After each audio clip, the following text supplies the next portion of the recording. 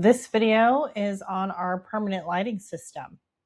If you are on a just the regular and not the premium plus option, you will not see this as available. It'll just show a gray button.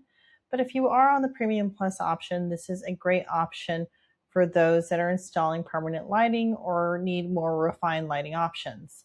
So we'll select the premium lights. You'll see at the top here, there is different groupings.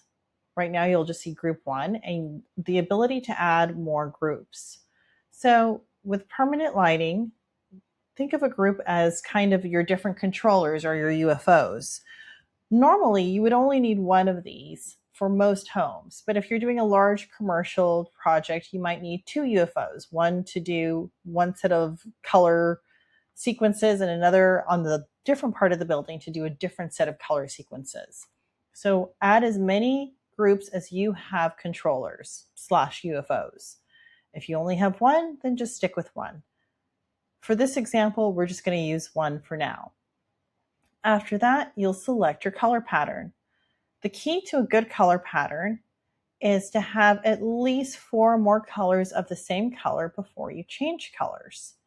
The more colors between changes, the better, and the smoother you're going to have a nice marbling effect. So, for example, let's do maybe 10 purple followed by 10 dark blue. And then colors that go into other colors are always best. So on the color wheel, blue and purple are kind of next to each other. And then blue will turn into teal, and teal turns into green, and so forth. So this is a great way of adding some color that you're wanting, and at the same time being careful about how much color you're putting in. So we'll have it circle back up with pink because pink will eventually turn into purple again. But this way you'll have a nice slow marble effect. You'll be able to select the spacing you're using in real life. So if you are selling, any of the major brands, most of them are going to fall in either the 8, 9, or 12-inch spacing. There's a couple out there that are odd spacings, but by and large, these are going to be the ones that you're going to see. So we'll select a spacing. After that, you'll see that there is a drop-down menu of a bunch of different options. I always tell people start with these in the middle. You'll be able to adjust them once you decide what is right for you or what is not right for you. So everything should start in the very middle, just like this. Under Other, for surface coverage, mark No. And you can keep your lights facing down if you happen to be installing them facing down with the color casting down the wall. If there's going to be no color cast and you're installing them facing out, select Outside. But always start with your surface coverage saying no. And all of these bars, make sure that they start in the middle. Once you've done this, you're ready to start drawing. There's a few different ways to draw. Just like before, very similar to Christmas, strand, trace, and single light. The key, though, is that whenever you're drawing light, you need to make sure that you're drawing left to right, not right to left. If you draw right to left, the lights will appear up. So make sure you're drawing left to right. The other important thing is where you are drawing. You need to make sure that your drawing is appearing underneath the eaves. So Christmas, we tend to draw right on the peak here, right? Like right on that line, because that's where those are being installed. But with permanent lighting, it's being installed underneath your eave, not on top. So make sure that that placement is correct. I really love using the trace button for everything permanent lighting. It makes it easy. So I'm clicking once, clicking again, and then I can just pull my cursor off the screen and then start again. Click, click, click. It's much easier, I think, than just drawing strand. Strand can be okay if you have a lot of straight lines, but if those straight lines connect like these do, I would just use trace. Again, I'm pulling off the screen. Click, click, click, click. If you make a mistake, do not worry. You will be able to come back and change this however you need to make it however you need to. So you can see we've added this beautiful light. It looks really nice. It has the right feel to it. If you find that something is a little too dark, or it doesn't go down far enough, or it doesn't have quite the look you want to have, all you have to do is select that light, and then you can change your settings for that light. So for example, maybe I need the height of this to be longer, but the opacity to be lighter. I can do that. Now the light's reaching further down, but it's not too dark. Maybe here the opacity is too dark and I just need it a little bit lighter.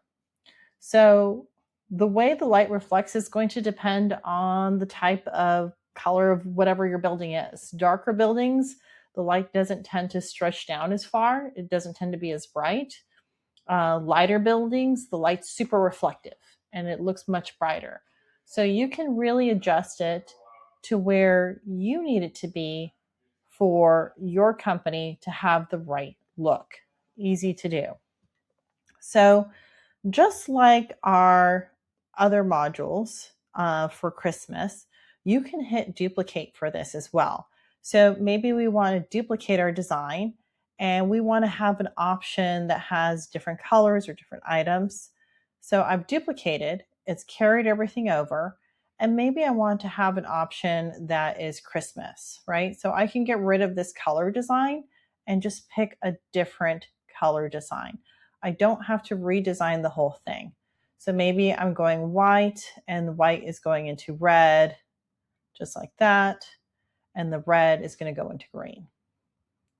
So now I've got some options as to how I want that to look. So it's really easy to just pick what you want, have the look and feel to where you feel like it looks the right way. Go to options again, and we can hit duplicate. And maybe the next one we're doing is just an accent option. The accent option might just be the architectural lighting option. So what I call that is just warm white with a few blinks. So if you have anything where it needs to be a few blanks in between, that is what this button is for, this checkered one. So we'll have our white option and then maybe 3 blanks. And you can see already it has a softer look to it. It's changed up a bit. We can always make this a little shorter to make it a little bit more even, just like that. And it has a whole new vibe and feel to it than the other ones did. You might find that with this sort of setting that you might want to change the size or the width of your beams. Pulling your beam length to the left makes it wider, and you can combine that with height. And you can see what a difference this is, right? Versus this side. So what kind of look are you going for with it? Do you want those beams to be a little bit thinner? Do you want them to be a little bit more of a wash? It's really up to you.